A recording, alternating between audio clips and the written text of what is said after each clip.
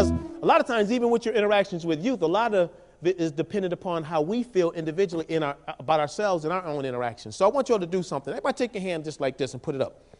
All right? Put your hand up like this. Now, don't give me a hard time. Some of y'all like, why you make me do that? Put my hand down. I won't keep my hand down. Don't put my hand up. All right. I want you to act like you're looking in the mirror.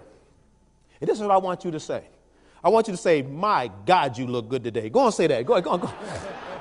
Go on, say it. Look, keep looking. Go on. Don't look at me. Look. Like, oh, okay, come on, get it. Now, take your hand and show it to somebody. Say, can you see it? Look at that right there. You see that?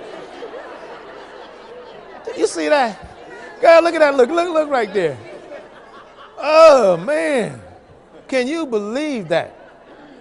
I'm sorry, y'all. I'm kind of caught up right here. I'll be with you in just a minute. I'm still, all right? You see?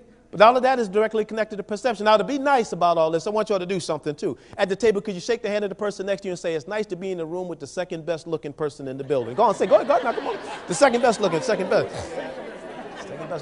the building. Man, that's the second best looking person in the building. That's important. Now, I hate to do this to y'all, but I'm actually the best looking, so use number 2. My son is morphing right before my eyes. And then all of a sudden, he thrusts his head back and forth, eyes bulging, knees knocking, going back with He says to me, Daddy, when I step on that stage, I'm going to tell those people, you gotta have passion. And then I just kind of looked at him, and I said, son, it's quite obvious to me. You must have got that from your mama's side of the family. Ladies and gentlemen, as I go deeper into my presentation, I want you all to stand on your feet real quick. I want you to go find 2 or 3 of your colleagues at different tables. Give them a double high five and tell them, baby, you gotta have passion if you want to be an effective school leader. Don't give them a high five and tell them that real quick. You gotta have passion if you want to be an effective school leader. You got to. Go find somebody, give it to them real quick. You gotta have passion. If you want to be an effective school leader in this generation, you better have some passion. Come on, now give a few more people. Come on, let's do this. Come on, go. Tell them, you gotta have passion. You gotta have passion. You want to be an effective school leader in this generation, motherfucker, you gotta have passion. You gotta have passion. Passion, man. You gotta have passion. Yes, you do. In this generation, you gotta have some passion. You gotta have passion. Don't be a baby now. Passion, baby. Yeah. You gotta have passion. If you're a note taker, let me tell you why I think that is. Couple of points. 1, passion is the fuel that lights the fire of creativity. Everything that has ever been done in our nation's history and outside of this nation started with a passionate leader. Great cities, great automobiles, great airplanes, great tables, great plaques, great clothes, individuals who had a dream to accomplish something and was willing to defy the odds, created everything you see. They're not the apathetic, they're not the ones who sit back and think about it. They say, let's figure it out and let's do it. All right, so passion is the fuel. Sharing something that many of you probably know, but it's directly connected to the whole thing of mentorship. And what I want to do real quick is take us on a journey back years ago,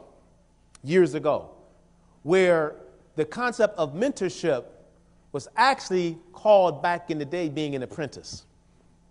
The Industrial Revolution changed the way people interacted and the way we did things in the workplace. Prior to the Industrial Revolution, what you had was people who were in careers that were typically merchants, they were farmers, there were all types of different types of careers that are a whole lot different than what you see today. And back then, what you had as well was you had young people who, at a certain point, were typically assigned what do we call a tutor, or a person that would take that young person and not only teach them a career, but would also teach them things such as manners and respect and courtesy and things of that nature. I find it interesting back then, way before the Industrial Revolution, you had people like, I remember thinking it was one of the first presidents, one of the second, third presidents, John Adams, at the age of 14, was given a position by the United States to be a delegate, a representative to go over to France by himself to represent this country. And so back then, that individual mentorship, apprenticeship really defined what our young people were like a long time, back then. And I would jump ahead now and say that that's the case today. When we look at mentorship, mentorship helps more than just when it comes to a kid doing well in school or with careers, but mentors also have the ability to help that young person see the significance of the actions and attitudes that they carry on a day-to-day basis.